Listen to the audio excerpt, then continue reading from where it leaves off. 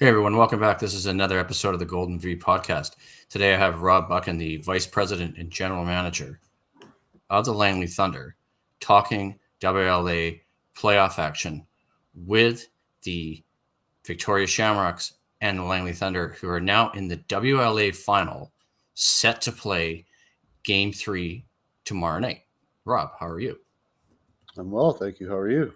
Good. So let's just dig right in here because I was doing some research and I said I would talk to you a little bit about the way the season started for you guys before you got to the playoffs. And obviously a 1-5 start that turned into a nice turnaround, guys, at 7-4-1, finishing in third place and playing Maple Ridge in the first round. So tell me a little bit about that season start at 1-5.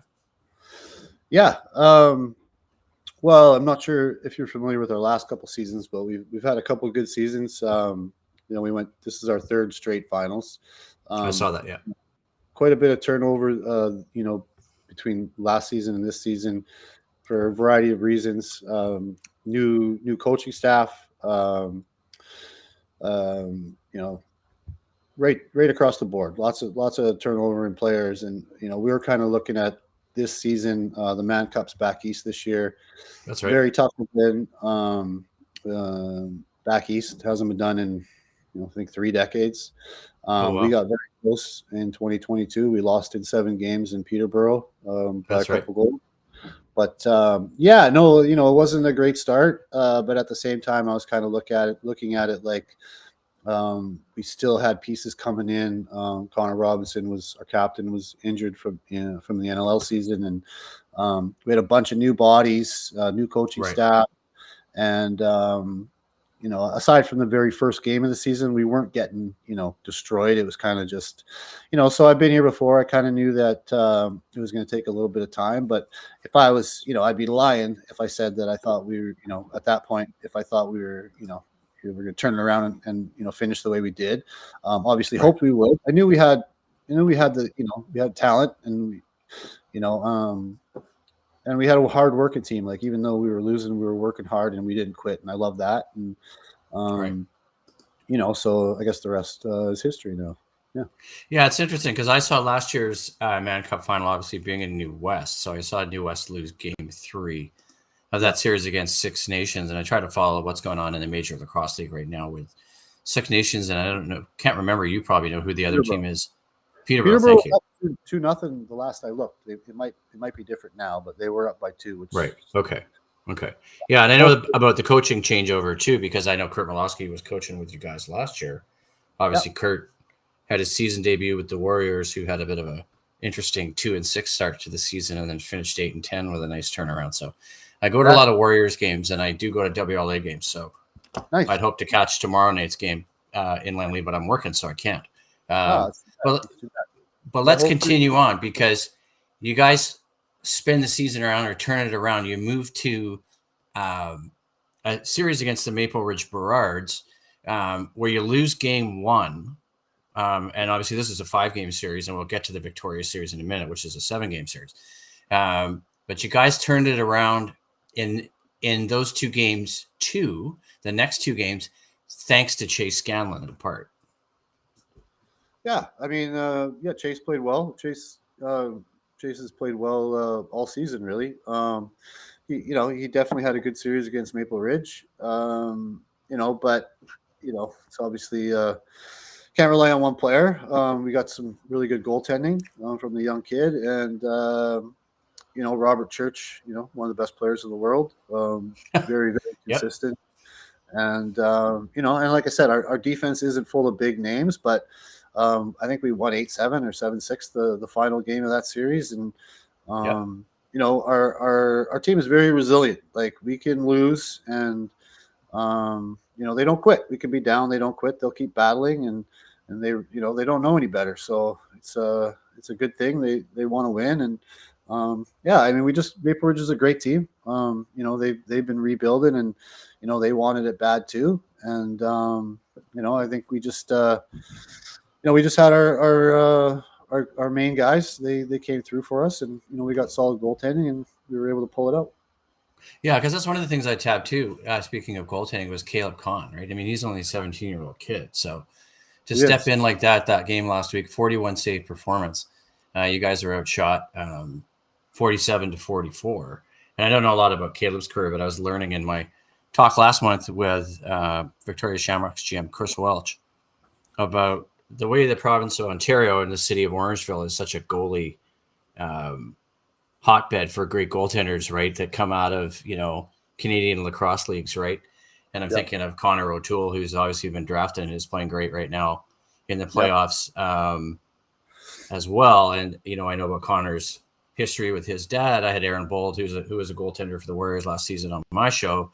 So I was really curious about Caleb. Maybe you could tell me a little bit more about Caleb because, like even in last night's game, he made, I believe it was 45 out of 52 Yeah. saves in that loss to Victoria, which we're going to get to in a bit. Yeah, and I think they had 5, maybe 6 power play goals in that as well, Victoria last night. So, yeah. So Caleb Kahn is wow. What a story. Unbelievable, really. I mean, I've never seen anything like it. I don't know if many 17-year-olds have played in the WLA. I can probably guarantee you there's never been a 17-year-old goalie Right. that's even in the regular season, but a playoff game and then a WLA finals. It's unheard of. Caleb's a Langley kid, great family. He has a younger brother, Marcus, who's also a goaltender. Who Okay. will, so Caleb's on our junior team. He's a first-year junior, so he can play another 4 seasons after this before he's Right. actually eligible to play in the WLA. His brother Marcus comes up next year, but yeah, it's kind of a funny story with Caleb. I watched him in practice a lot this year, and he played a little bit. What I can tell you about him is for his age, he's beyond his years in maturity. What I look for in goaltenders is like an even keel person. Like, they don't Right. get too high, they don't get too low. They get a couple goals scored on them. They're not, frustrated or flustered. Right.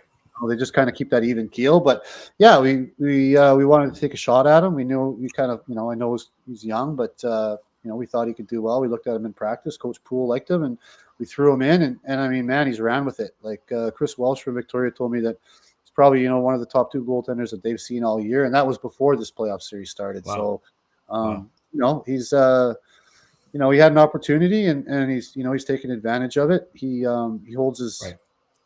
his angles really well.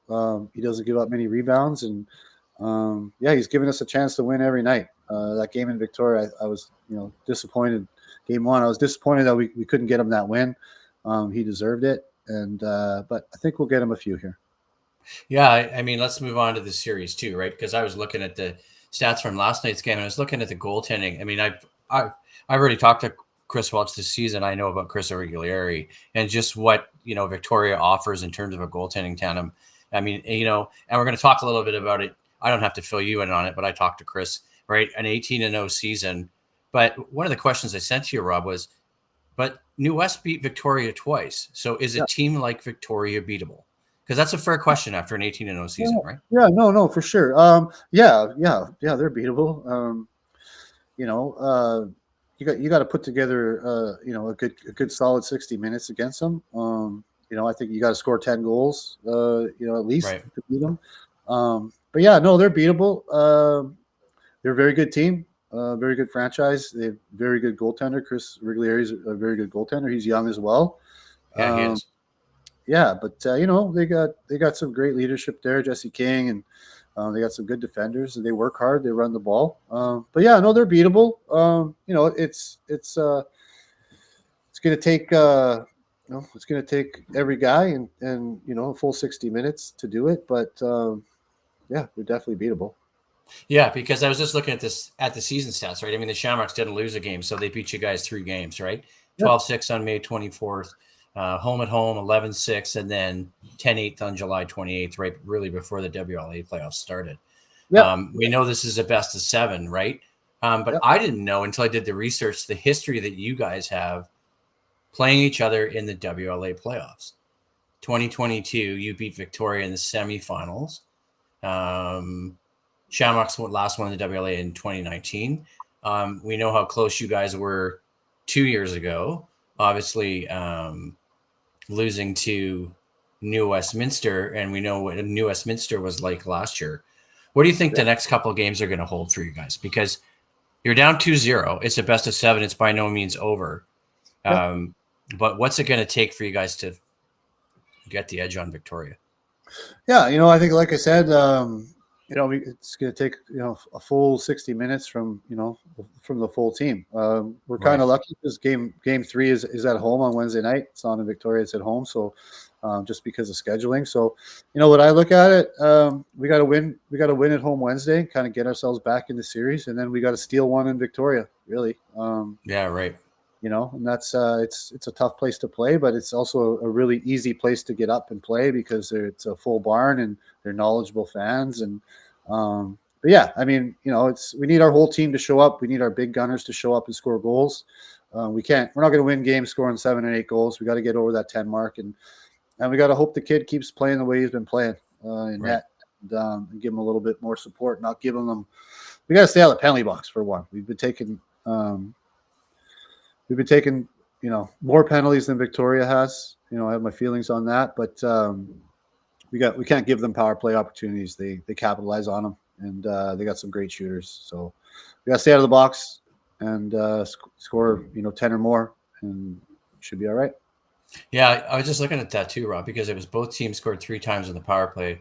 Victoria 3 for 6, Langley 3 for 4. But what I think killed you was that I noticed that 3-goal outburst over that roughly 2-minute period, and the Shamrocks also tabbed you with a short-handed goal. Yeah, that was like they say the TSN turning point. We were on the power. What was the score? Were we tied there? Are we down by 1? I'm just looking at it because Thunder battled it back to tied at 3 before starting back-to-back power play goals, pulling with a goal at 5-4 heading into the intermission. Teams traded goals to start third before the Shamrocks took the separation with their 3-goal run. And I had noted 3 special teams were the difference because you guys conceded a shorthanded goal, right? Yeah. So anyway, we were on the power, and I don't know. It was. I knew it. Like as soon as I seen it happen, like somebody had a shot. It might have been Churchy. I think it went off the bar. It bounced over his head. Victoria, picked up the Lucy and ran down the floor and scored on a breakaway. That's a backbreaker, and I kind of seen the team deflate a little. If we would have scored there, that's a 2-goal swing, and hopefully it would have been a different night. But they got that one, then they got one shortly after, and there just wasn't time for us to claw back into it. Yeah, I mean, I guess you got to look at it with the glass half full approach, right, and think that you're only down 2-0. There's games tomorrow and Friday for sure. Yep. What do you think you guys need? We're going to wrap it up here, but you sort of alluded to 10 goals scored, maybe counting on Caleb Kahn to play that well. What about on defense? My last question.